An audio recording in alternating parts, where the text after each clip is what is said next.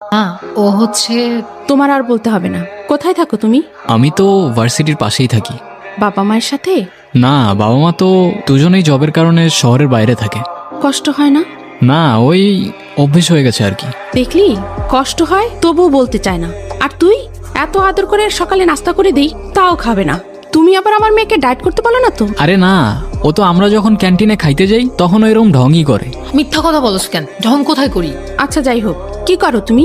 আমি তো software engineering করছি। এটা তো জানি, কিন্তু আর কি করো? আর তো তেমন কিছু করছি না। বুঝেছি, বোরিং ইঞ্জিনিয়ার। ফ্রি টাইমে গল্প লিখি। ও মা, সত্যি? এই না হলে ছেলের মতো ছেলে। আমার মেয়ের চয়েস আছে। ভেবেছিলাম একটু ঝামেলা করব, কিন্তু ছেলে আমার খুব পছন্দ হয়েছে। তো তোমাদের দুজনে তো গ্র্যাজুয়েশন প্রায় কমপ্লিট হয়েই যাচ্ছে, তো বিয়েটা কবে করছো? ডিসিশনটা খুব তাড়াতাড়ি নিয়ে নাও, ঠিক আছে? কিন্তু আন্টি, আমার কিছু কথা বলার ছিল। আগে আন্টি থেকে মাতে আসো, তারপর বাকি